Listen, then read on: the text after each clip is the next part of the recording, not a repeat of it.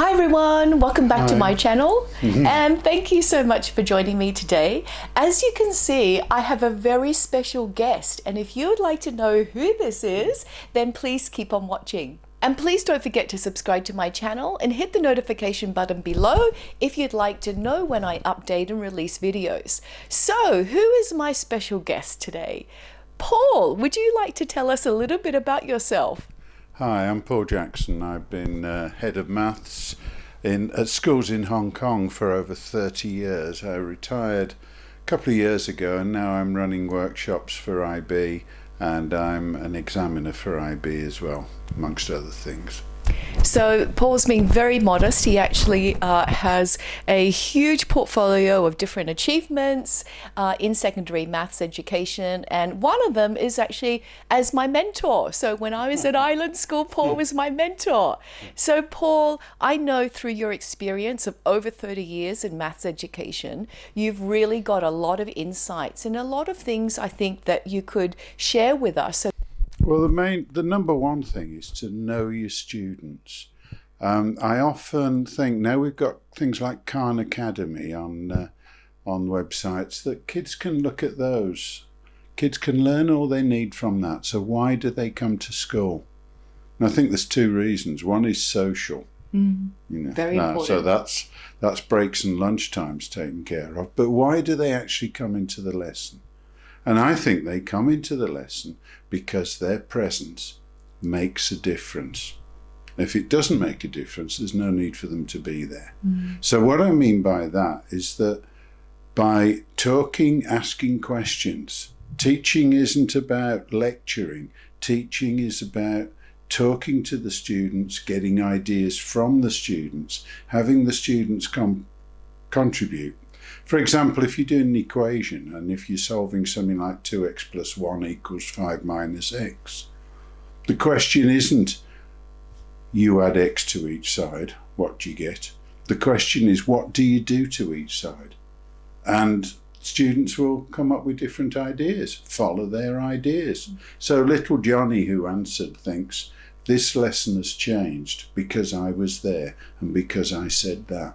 And if little Johnny says add 932 to each side, add 932 to each side and show it still works. Yeah. And Johnny's had an effect. Then at the end of all that, the question is, which is the best way of solving the equation? And if you're just going through a recipe and telling them, they're not getting that opportunity to be involved in how the lesson evolves, and to be able to see that there is lots of different strategies of solving a maths problem. yes. And the art of doing maths is finding the best, the most efficient way. So I suppose it's all to do as well with planning lessons. And planning isn't planning every single step. Yeah, I have to agree. You tend to think that when you're in student-teacher training, that your concern then is, what do I do? What do I do next? What do I do after that? But what in fact it is, it's what do the students do? So what you need to do is know your starting point, ask questions to the students so they determine how the lesson goes from there on. But you also need to know your end point. Yeah. And the art of teaching is going from that start point to that end point and taking the students with you along the way. Paul made that sound really easy. He's speaking through over 30 years of experience in the classroom and education. And I think it takes a lot of confidence for teachers to be able to go with their students' learning and to encourage a student-driven learning environment.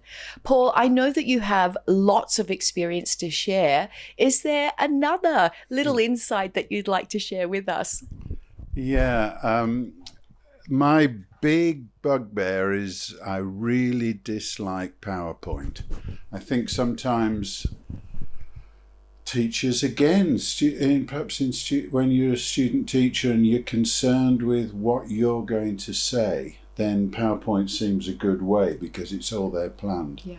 But the trouble is, if I go back to my equation example again, if it's something like 3x minus 2 equals 7 minus x, if you've decided what comes next and it's on the next line on the PowerPoint, and then you tell the kids this is what's next and this is what's next, you're teaching maths as if it's a recipe. It's not cooking. It's not cookery. There are various ways you can do it. And by having the next step planned, you're not giving the students the opportunity to decide what comes next. So it's allowing the kids the freedom to decide which way the lesson goes, what comes next. And that's so exciting for a teacher, but also takes a bit of courage, because you're letting the students control how the lesson works.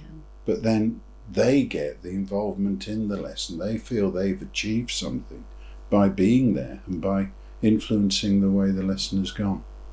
Wonderful. I still love that idea of having a student-driven lesson in terms of learning. I want to thank you so much, Paul, for joining me today and sharing your insights. I really hope that you'll come back and share some more insights with us, will you?